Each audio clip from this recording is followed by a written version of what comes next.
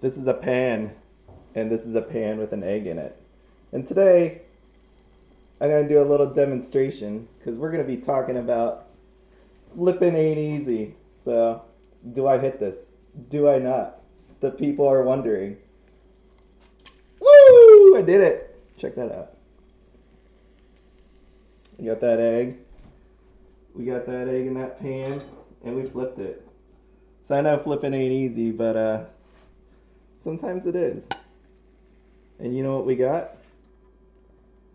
We got breakfast. I was making breakfast, so figured I might as well do two birds with one stone kind of deal. I know I got an egg and two nuggets. Two nuggets. Breakfast of champions. Samuel Jackson.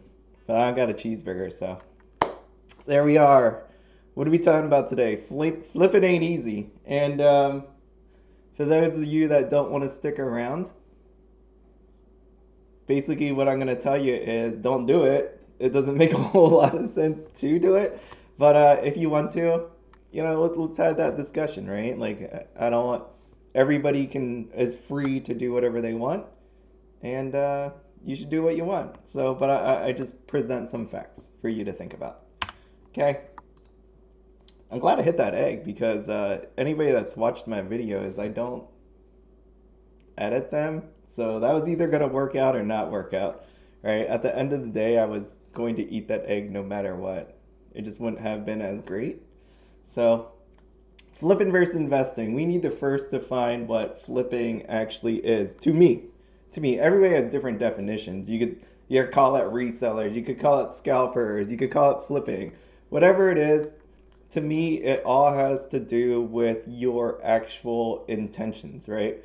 So, flipping is somebody that, for the most part, gets product and sell it immediately, right? Your whole goal here is you got this stuff and I need to turn it around, make money, and move on to the next thing. That is what flipping is to me. Investing is something totally different. It's basically you plan on holding this for a year to whatever X amount of years until you're satisfied with a certain percentage. That thing ages and then you sell it. That's what investing is to me. Again, that could be in the form of booster boxes, that could be trial decks, that could be actual cards itself. Doesn't matter. You want to hold it for whatever reason and sell it after a long-ish period of time. You're not looking to just immediately sell it unless the conditions change. Those conditions could be like Data Live getting a reprint. Again, if you were looking to hold long term and they announce a reprint, that is uh, let's say, a substantial change in facts. And in that way, I think you are able to sell it and still say you were investing because you didn't make the reprint happen. The company did. And it was obvious that after a reprint happens that the price drops. So you had no choice but to sell it. So again, to me, there is a mindset that goes with investing and flipping, and it's not solely based on the period of time, right? And actually, going back, so why I did the egg, there was two reasons on that. Again, it was breakfast, but the other part was I've always said when I invest in Weiss, it is not because this is like the best opportunity. That isn't it at all. It's because I actually like the game, I like the anime, and I want to have these cards so that if one day I am super rich or retired or whatever, my whole goal here is to buy this stuff and keep it. Like, I don't ever want to actually sell this stuff. Like, it is mine. I want to look back at, like, the age of 60 something, open it, and, just enjoy the cards, nostalgia kind of thing, right? So, in that way, when I invest in this, what I'm actually doing is I'm making a bet that this thing will go up. But at the same time, if it doesn't work out, I actually like this stuff. So at the end of the day, I have a card game that I would enjoy and appreciate for whatever reason, playing wise, just looking at, it doesn't matter. And it's just like that egg, right? Like if it doesn't work out, in the end, I still have an egg. So if you're flipping this stuff, I'm not saying you have to be in love with it, but if it doesn't work out, wouldn't it be nice that you actually enjoy it versus having something that you actually hate? That's just my thought. Okay, so what you need to do now then is, as a potential person looking to flip product, you need to know what product there is. So what we have here is a picture on the left. The bottom is, well, let's just start from the top. The top is your booster boxes, right? Pretty standard stuff. Every game's got it. There are packs inside of it. Down below is your trial decks. These are to get people into the game and has a deck. You can play people right out of the box with them, right? So this is a box with 6 of trial decks in it, and over here are sample trial decks. And down below is your case. Actually, this is a master case of Data Live. And what we have in here is a bunch of booster boxes. Okay, so you could sell sealed in any form, or you can open them. So what we have here is singles and play sets. So singles is literally that, and we have singles. This is your playable cards. So in Weiss, again, you have normal playable cards, and then you have fancy foils, sign cards, non-sign cards, but you have like the ones you actually play with and then the ones you actually collect. So in the top left is the ones you play with. If anybody knows anything about Magia Record, and this is the deck I was playing with, if you notice these cards, you know that I'm not a serious player. I don't like to just play meta decks. To me, there's no fun in that. Like, you could just look it up and just be really, really boring and playing all that. I think it's a lot more fun if you do something crazy. So there we are. I play crazy. Down below is your fancy foil sign card. Well, SP cards. These could be in the form of actual voice signatures, voice actor signatures, or it could be stamped in the case of Kaguya. So we have those going for it. And to the top right, we have a playset. What a playset actually consists of is 4 of every one of these playable cards to the left that I have in this picture over here. So I just use these as samples. If you can't tell, I like quintessential quintuplets. So I normally flash those a lot. Next thing you need to know is who you're selling this stuff to, right? Like, if you're gonna flip, you need to know who you're selling this to. So in the top left, we got a gamer, true gamer. This person's going to play the game. They could care less about the foils, right? They don't care. They're just here to make a deck and play the game until like the ink wears out, right? Next, we have down here in the bottom left, we have a collector. They don't really want to play. I know she played video games, but they don't care about playing the games. They just want to own everything, right? They want to have it all. The top right, we got investors, right? People that are looking to, take that box with those cards that you have and then throw them into into a closet, into a drawer, with the eventual thought of selling these things. I just thought this is funny because I didn't know where I was going with this. And bottom right here, we have a amalgamation, trying to use a big word, of all the 3 people here, right? Because you don't have to just be a gamer. You can be a gamer and appreciate collecting some of these cards. You could be getting these things. You could be playing, you could be collecting, and eventually you could be selling, right? You have this thought that these could be worth something. So you have these people on this form. All right, those people, they have to buy from somewhere. And there are a few places to buy from. So top left is going to be your physical LGS. All right, that makes sense. I go down to my local LGS, which I don't have, and I go buy some product. To the right here, we got online seller. This could be your LGS. This could just be an actual store without a physical location, right? Like, they actually pay taxes, they do all that stuff. Down to the bottom left is a distributor. And I heard you could buy from a distributor, so why not? You can buy directly from a distributor, so customers can do that and get their product that way. And again, the plus side to that is it's cheaper.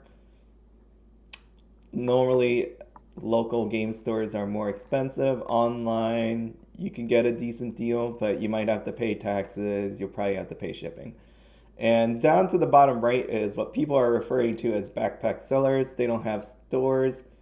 They just sell on the internet or Facebook groups or wherever else they sell it on and don't actually pay any sort of taxes. Again, that's going to it's probably going to change next year with the new tax laws that are coming out. $600. If you hit that $600, you're going to be paying taxes. So again, I wonder how long this actually lasts. Next thing you need to realize is how is this stuff printed? Right? So right now, a lot of the printing comes back on demand, but normally, like when we have Pokemon, when we have Magic the Gathering, these things are printed, but there is so much demand for them that it needs to be printed in waves. They can't actually supply the market with enough stuff, right? It's not possible to do that. And we know as of the past year how bad it's gotten with people fighting for actual cards, looking for product that, people got into fights. People had to pull it. My Walmart pulled all the cards except for Magic the Gathering. They pulled all the cards um, it was pretty early on. It was January, something like that. It was before this happened. This is May. Yeah, mine was like January or something like that. Like I didn't see Pokemon products, sports, or anything like that for a while. I mean, those people are fighting over that thing real quick, and that ended really fast. So there we are. I mean, there is so much demand for this stuff that they can't just print it all at one time. They gotta produce it in waves. Pokemon's on 3 waves. Magic the Gathering standard happens over a year, like the standard stuff. So, what does Weiss do?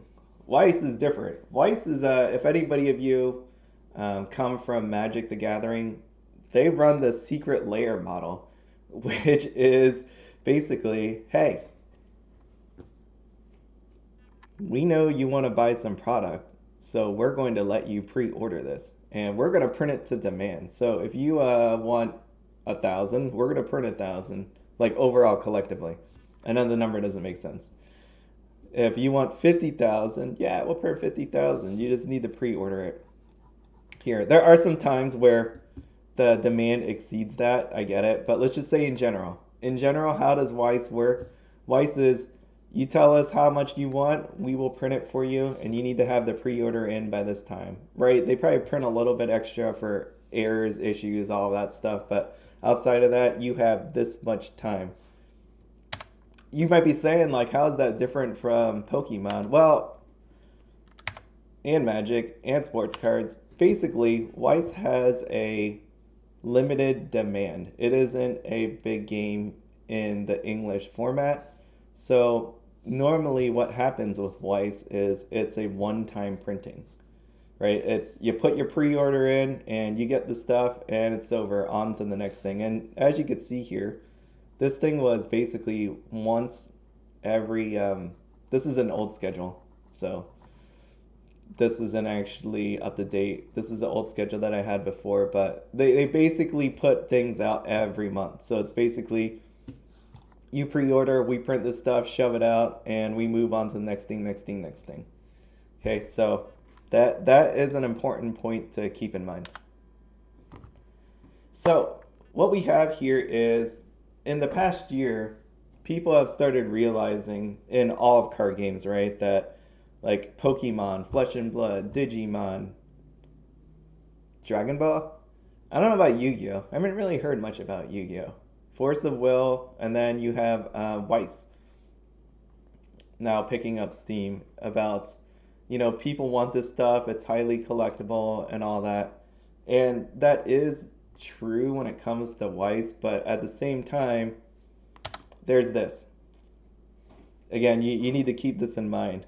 So we have a supply and demand issue right now. And basically, you need to think about this again. If you are looking to buy and sell in Weiss, what does print to demand actually do to you? Right? When you think about printing to demand, who are you selling this stuff to? So we have supply and demand, and you're thinking to yourself now, like after that intro that I gave about like where do you buy this stuff from, where do you who are you selling it to? You're like, okay, cool, that makes sense. Weiss is going up, people are wanting it more. Let me go sell this stuff. That's good in theory. So we're gonna take a look at Data Live, and then we're gonna take a look at Kaguya. And Data Live is special. Data Live got a reprint. There have been reprints in the past, but for the people that are just starting out this game, reprints don't happen all that often. And when the reprint of Data Live happened, it basically was, again, what I thought happened with Data Live was there was a lot of people that assumed Weiss was going to do the same thing as it always does. Weiss comes out, they pre-order, people put their orders in, stores will have it, but there'll always be extra, right? There's always going to be extra. And for whatever reason, maybe it was because it was Christmas time, maybe because of the whole pandemic, people didn't have the money for it. But in any case, whatever. And then the last part was people started realizing that the set was going to be highly collectible and playable, that people started buying it up, right? People started buying this sucker up. So then once it sold out, it went to I think like $200. It was nuts. It was nuts. And then there was so much anger and all that Weiss came out and was like, Bushiroad came out and said, look, we're going to reprint it. You just need to tell us how much you want. If there's going to be enough demand for it, we will reprint this sucker. And they did. And what ended up happening is people started thinking in their minds that, hey, you know what? It's going to do really well. There's a ton of people that want it. So let me just buy this, right? Let me just try to flip this sucker. So people did buy this. And what you see here is a screenshot from actually this morning. This morning we have a screenshot, and I did a little bit of math for you. So there's 25 listings, and at $64.99, TCG Player takes 13%. Depending on the size of the seller, you're roughly taking about 13%, right? It could be a little below that, but close enough, right? So $56. Depending on how you ship this, I use the 8. I feel like that's one of the cheap. It's not the cheapest way, right? But more secure. Padded envelope. You throw it in a box, throw it all in there, and then send it. $48.54 is what that comes out to be. Some people can't get these boxes at $48.54. You're probably buying these things for 50, 55, something like that, maybe even 65. Basically, what's happening is people are taking a loss on this.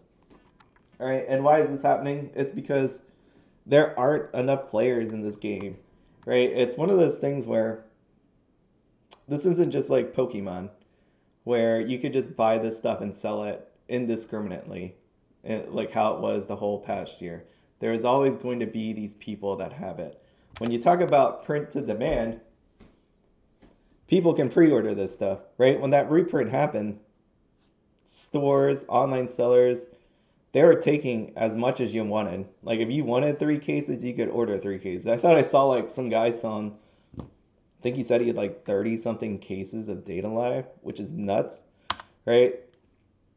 So you could have ordered as much of this, but then you have to ask yourself again, who's going to buy this stuff, right? Like if you have an unlimited supply because of print to demand, doesn't that hurt your thesis on flipping this stuff? So again, you're going to say, well, that was because of the reprint. Well, in a way, but also, again, here's Kaguya. Kaguya didn't get a reprint. It came out a month ago. It came out on, I think it was June 25th. June 25th. And what you have here is a little bit of the same, right? You got 20 listings currently, $66. I did the math again. 13%, assuming $8 shipping, you're at $49.42.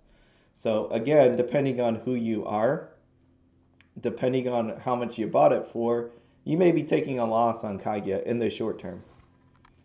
So you really need to know the market when you're starting to sell this stuff. You can't just, when it comes to Weiss, you need to understand that fine balance of collectors and players and where they're buying this stuff from.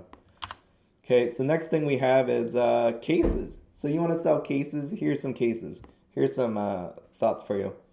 Cases are like anything in the other trading card games, a trusted source, right?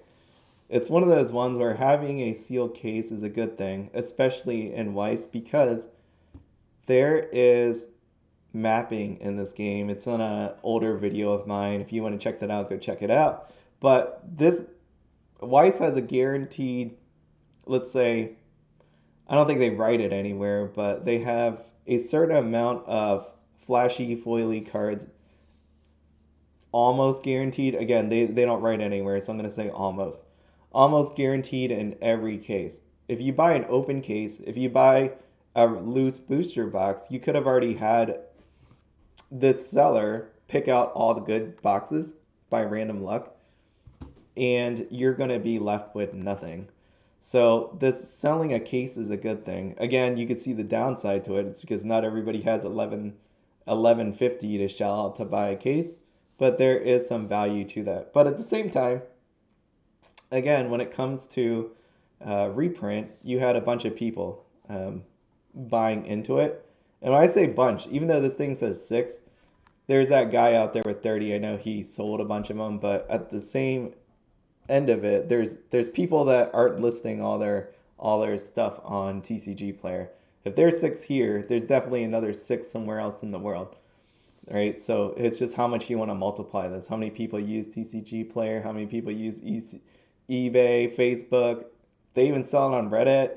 So there we are. And if you do the math on that, that comes out to be $72 a box that you're looking at. And again, you're going to say, oh, well, you're just talking about a reprint. Well, I'm talking about Kaguya too. So here is Kaguya. There is 3 listings of it. I know people have more cases of this out there. And we're looking at about $86 a box. Again, these numbers only matter if they actually sell.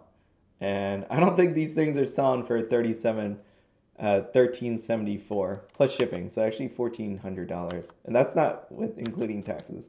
See, if you go back here, this is what, like 74 a box. I get it, if you buy multiple, it's not really 74 a box. It's actually 66, but that's a huge premium. So at the $1,400 here, I don't believe anybody's buying a case of Kaguya for $1,400. I bet you can go on Facebook right now and buy it for lower. So that's the sealed stuff. And you're like, okay. Sealed, not my thing. That seems like a pain in the butt. You're not making a ton of money, right? You're not making a ton of money. You're actually losing money in some cases. So, all right, let me just sell some singles.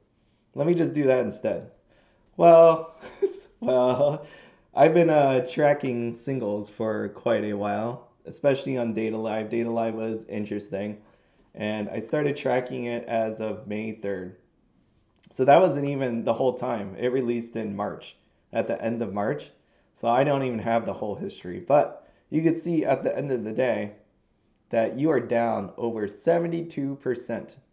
Again, a lot of this hurt was because of the reprint. But over time, this thing was dropping. Like you could see Terrible Spirit Kirby, 41, dropping all the way before the reprint hit down to $18. And you could say maybe it kept dropping because of the reprint, but okay, then let's say 26. But what we see here is it drops like 40%. Like all these cards drop. So what does that tell me? Like if you are going to sell singles, you need to do it quick because this thing will keep dropping. And you're like, okay. It's probably because of the reprint, but let's take a look at Kaguya. If you think it's just because of the reprint, it really isn't. This happens with all Weiss sets.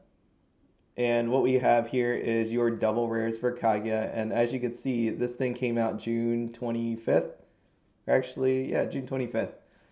And these were just, the preliminary numbers. Obviously, that's going to drop from the opening week. But you could see overall, it's only been 4 weeks. And this thing is down 40%. Right? So if you're going to be looking to sell single cards, some hold their value. I know that was overall 40. Here's 23. Here's 14. If you're going to be looking to sell single cards, you need to do it right away. It can't just be something you're hanging out on. Flipping is flipping, and we all know this happens in every game, right? Not these kind of huge drops in every game, but we know in every game there is going to be a drop over time. Okay, so you're like I'm on this road to sell singles, so that's not the only thing inside of these boxes. We got the flashy, super foily sign cards. We got some secrets, and you could see like what a reprint actually does to this. Normally with Data Live, you would have gotten 3 sign cards inside the box, inside of a case, inside of a case of 16. So here's some values. And we got some low prices here. This thing is huge, but this is only sold one time on TCG Player, right? So you can see the values on these things. I don't need to tell you about sign cards. It's just they're valuable, they're rare, and people want them. I also go over here to Kaguya because, like Data Live here is special because of the reprint. That's why you see some lowering of prices. That's why you see a few more listings than there were before. Now we got 13, 14. We go to Kaguya. Kaguya is a special one because they didn't have sign cards. They replaced the sign cards with these stamps. So you can see here's a signature, here's signatures, where over here you got these stamps. Like it's a heart. And where people are saying to me that this proves that's like with these sales and the prices, these prove that sign cards aren't needed. It's half true. Half true. There's always 2 sides of a story, and here's the 2 sides. Depending on the card, it's going to sell no matter what because people like the character or it's playable. People do play with something called max rarity decks, which is they will take these sign cards and all the special other foils and play with them. They will do that. Even though this card sold for $400-ish and this card for $300-ish, they might stick 4 of these into their deck and play with it. And that's okay. I mean, if you got the money and you want to do that, feel free.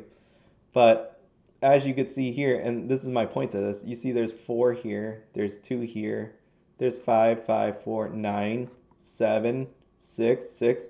So people are telling me that this proves, like right here, this sale here and this sale here proves that people don't care about sign cards. You could sell sign cards, non-sign cards, people still buy it. Half true, right? You can see again, my point here is the sign card does matter in some cases because people aren't willing, if this isn't playable, people might buy 1 just to have for their collection, but they're not looking to buy 4 to play with because this is not a usable card. And at the same time, because there's no signature, they don't have that special connection to it. Again, they might just be doing it to just fill out their collection, but outside of that, no. So that's how you can prove that this sign cards do matter, but at the same time, they semi don't matter. So, okay, now that we went through all that, okay, you could sell sealed, you could sell singles. If you go down the route of the singles, what are you going to do with all those other cards? Like you could go and sell these foil flashy ones. They'll sell on their own. But what am I going to do with the commons, uncommons? So playsets. Remember I talked to you about this. Let me go kind of borrow back. This. A playset again is your commons through double rares, depending on the set, and 4 of each of those cards.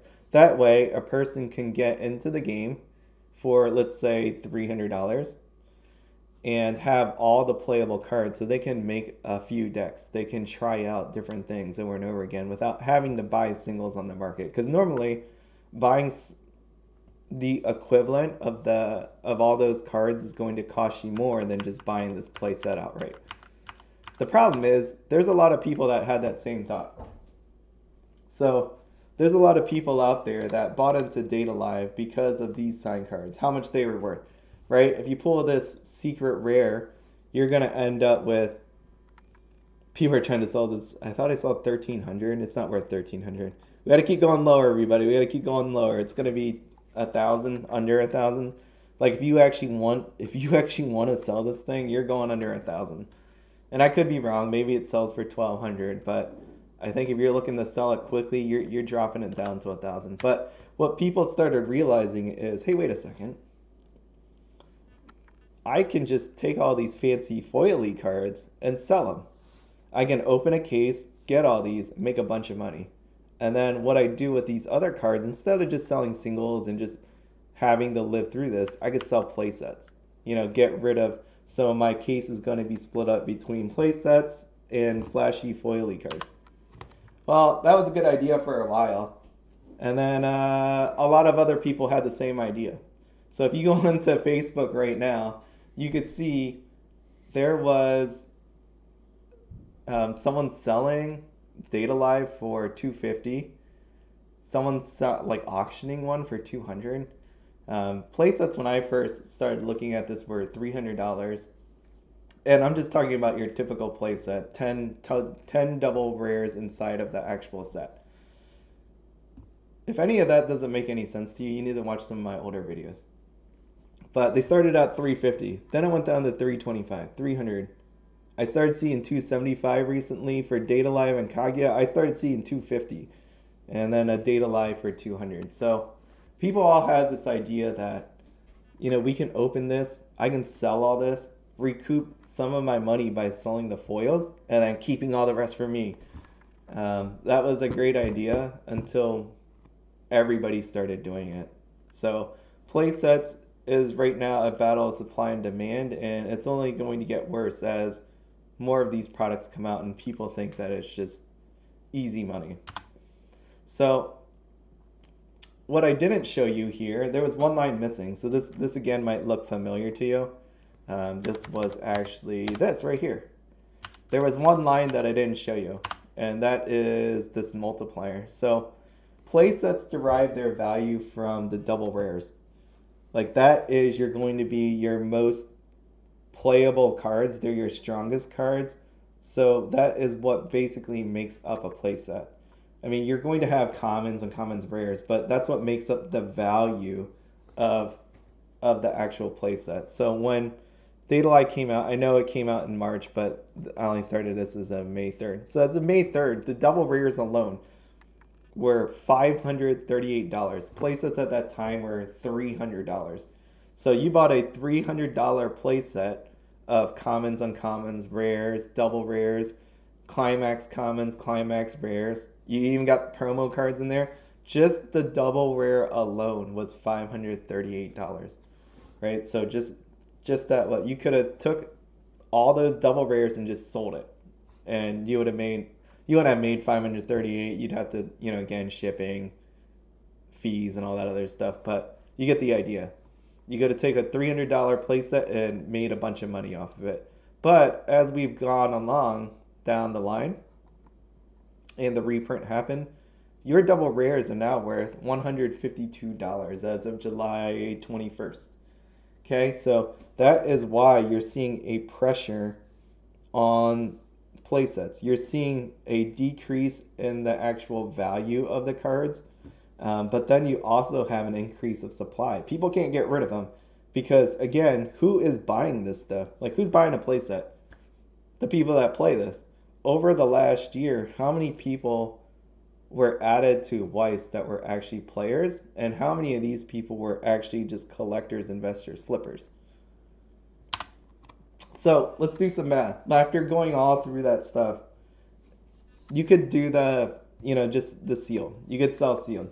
We see that depending on the set and how much people bought, you're not going to be making all that much. And I fully expect that to get worse as we start going along to some of these other releases that come out. So let's do some math. You're going on the route of you bought a case at $850, and we're going to talk about a normal typical set of 10 double rares. That way like the math is easier. So you can make 2 play sets out of that, and we're going to sell them for $275 each. So 550. That leaves us the foils, the SPs, SRs, triple rare, promo, SEC if you're lucky enough to get it, slash if the set even includes one in there. As you see with some of these signed cards, they're expensive, right? They're expensive. The only problem is, can you actually sell them?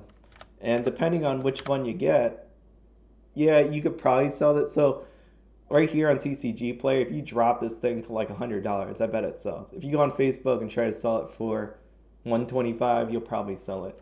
So even though I'm showing you these prices, do I think some of these are real? I do not think some of these are real. These are not even close to being real. Because again, in my heart of heart, I think the people that already wanted these cards already got them. And right now, people are just hoping to sell this, especially this. If you're one of these people with 9, to me, I think you definitely have to drop it and beat out the other people in doing it. Again, over time, and again, I'm taking the stance of a flipper. This video is about flipping. If you are a flipper, you need to get rid of it if that's your whole goal, is to short term turn it around. No one's gonna buy this thing right now, like for $200. So if you're the guy at $200, you might want to drop it below 193. Again, it's your card, do whatever you want. I'm just saying, if I was in your shoes, that's probably what I would do. Okay, so we have some math. The other part is the play sets. So a lot of this getting your money back from this 850 case is these play sets. What happens if you don't sell those? It's going to be bad, right? As we've seen, people have been dropping it down to 250, 225, 200. So again, you're getting the majority of your case price back because of this, and you're hoping that these foils sell too. And that's my point. Like, my whole conclusion on all of this is flipping is not so easy, and there's other opportunities out there, right? You're asking yourself, how come Weiss boomed? Why was there a boom? Because you're saying, like, all these old boxes went up, and you keep hearing that short printing happens on Weiss, and it's true. Short printing actually did happen on some of the older sets. Like, there weren't enough printed. You could say that about Data Live. Again, Data Live, I think it was a mix of a few things, but Data Live could have been printed more, right? So there is actual short printing that does happen, but there's also an appearance-wise of short printing, and that's what people aren't getting. So when you think about Weiss and how you got into it, like myself, I got into it because, I started looking at it. I started seeing people talking about it. I didn't know what Weiss was. Again, I don't have an LGS that carries it. I just found out that, hey, oh crap, this thing has anime, and I like this anime in their cards. And you start looking at it, and then you start realizing, for me, I love Haruhi, that this thing was printed a long time ago, and I can't just readily get it.